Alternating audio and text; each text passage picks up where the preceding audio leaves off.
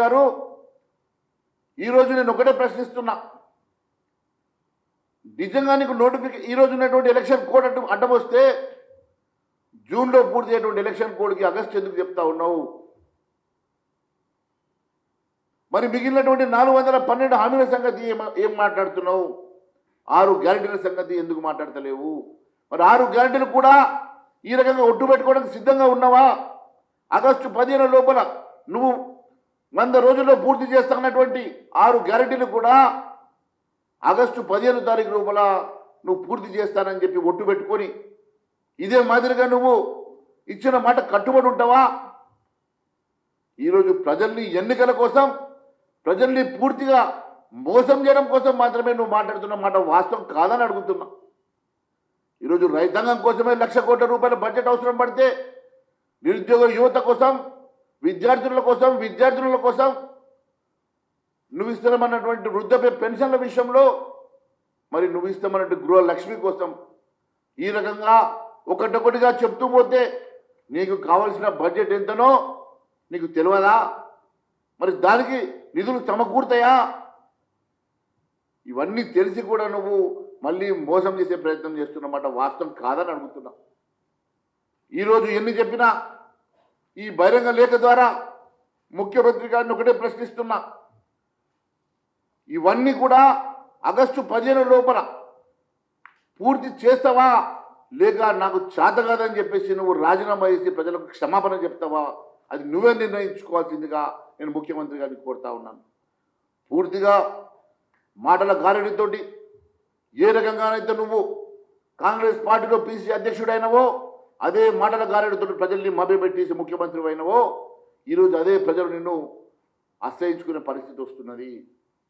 నీవు కేవలం ఏదో ఒక గారడి చేసి ఈరోజు దేవులను కూడా వాడుకొని దేవుల మీద ఒట్టు పెట్టుకునే స్థాయికి నువ్వు దిగజారినవంటేనే ఈరోజు నీ పరిస్థితి ఏ రకమైనటువంటి పరిస్థితి ఉన్నదో ప్రజలకు అర్థమవుతున్నది.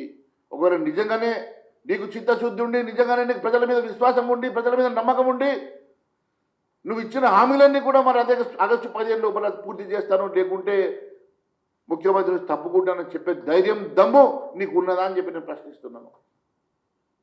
ఈ రకంగా ప్రజల్ని మోసం చేయడం మంచి పద్ధతి కాదని మరొక్కసారి నేను ముఖ్యమంత్రి గారికి తెలియజేసుకుంటూ మరి ధన్యవాదాలు తెలియజేస్తాను. చూడండి, ముఖ్యమంత్రి గారు ఇచ్చినటువంటి ఏ ఒక్క హామీ నెరవేర్చకపోవడం ఒకటైతే, కేవలం ఆయనే నేను అంటున్నాడు కోమటిరెడ్డి నా తర్వాత ముఖ్యమంత్రి అని. మరి కోమటిరెడ్డి వెంటనే ఎట్లా ముఖ్యమంత్రిని చేస్తున్నాడో మరి వారిని అడగండి. అంటే వారికి కూడా అర్థమైనట్టున్నది, జూలై 24 తారీఖు చేసేమో అవుతుందేమో, నా తర్వాత ఎవరో ఒక ముఖ్యమంత్రిని ఇక్కడ పెట్టుకొని పోవాలా, కాబట్టి నా తర్వాత ముఖ్యమంత్రి అని చెప్పేసి ఇప్పుడు అనౌన్స్ చేస్తుండంటే ఆయనకు పూర్తిగా విశ్వాసం వచ్చింది. ఓటుకు నేటు కేసులు బయటకు వచ్చే సమస్య లేదు. ఖచ్చితంగా జూలై 24కి సుప్రీంకోర్టు తీర్పు ప్రకారం మరి జైలుకు పోతే ఇక్కడ ముఖ్యమంత్రిని నా మనిషిని పెట్టుకోవాలని చెప్పి మరి కోమటిరెడ్డి పేరు చెప్తున్నాడో ఇట్లనో. ఇప్పుడు ఎవరినో కొనేది చెప్పాలి కదా పేరు. ఇప్పుడు ఆయన మనిషి అంటే ఈయన పేరు ఎవరు చెప్పినా కూడా మరి కాంగ్రెస్ హైకమాండ్ ఎవరిని నిర్ణయిస్తుందో కాంగ్రెస్ హైకమాండ్ చేతిలో ఉంటుంది. ఇప్పుడు ఎవరిని ఏ ఊరికి పోతే ఆ ఊరిని ముఖ్యమంత్రి అంటాడు. ఈయన పాప కోమటిని ఒక్కున్నాడు అంటే నమ్మకమా? ఎంతమందికి ఎట్లా చెప్పిండో, ఆగస్టులో నేను దిగిపోతే నా తర్వాత నువ్వని ఎంతమందితో అన్నాడు.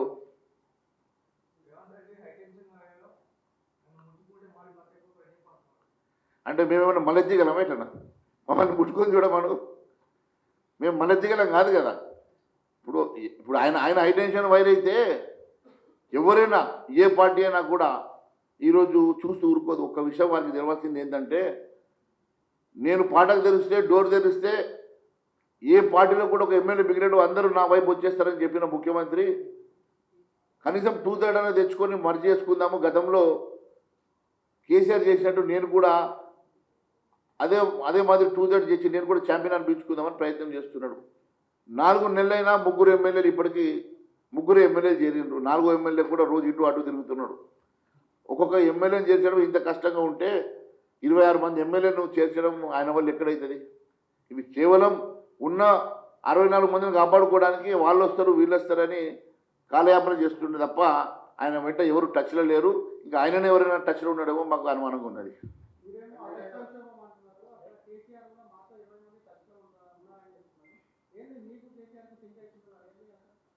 కేసీఆర్ గారికి ముందే చెప్పినా నేను, కేసీఆర్ గారికి ఆల్రెడీ కాంగ్రెస్ పార్టీ తోటి మంచి సంబంధాలు ఉన్నాయి. గతంలో వారు మంత్రిగా పనిచేసినటువంటి అనుభవం ఉన్నది రాష్ట్రంలో, కేంద్రంలో. కాబట్టి ఆయన 20 మంది అంటున్నారంటే నాకు బహుశా మరి దాంట్లో ఎవరితో టచ్లో ఉన్నాడో, మరి 20 మందిని తీసుకొచ్చే స్థాయిలో ఉన్నటువంటి మంత్రి ఎవరో నేను కూడా ఆలోచన చేస్తున్నా.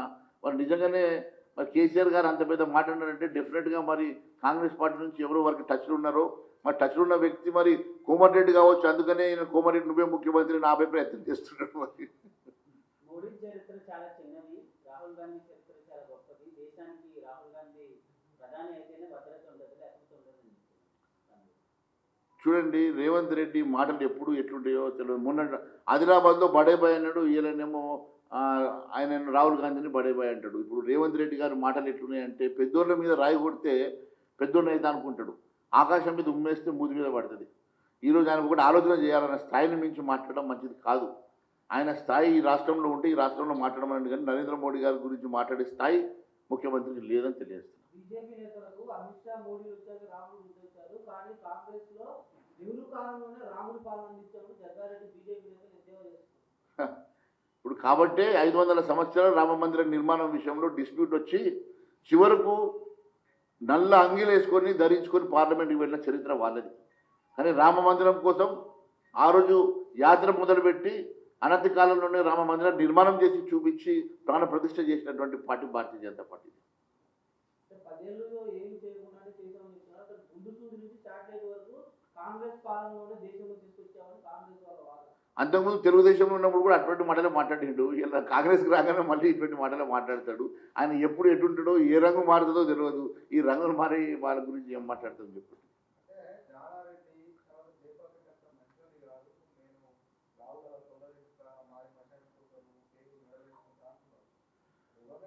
అంటే అది అది ఆయన చరిత్ర ఆయన చెప్పుకుంటుండు. దీన్ని బట్టి మీరు అర్థం చేసుకోండి. అంటే గతంలో వారికి ఆయనకు అటువంటి అనుభవం అయిందో ఏమో మరి. ఎందుకంటే పాపం 2 సార్లు అరెస్ట్ చేసి తీసుకుపోయింది కదా. మరి అటువంటి అనుభవాలు అయినేమో. రివెంజ్ పాలిటిక్స్ చేసే అలవాటు ఆయనకు ఉన్నది కాబట్టి రివెంజ్ పాలిటిక్స్ చేస్తున్నాడు. ఏదైనా అది మంచి సంస్కృతి మంచిది కాదంటున్నాను నేను.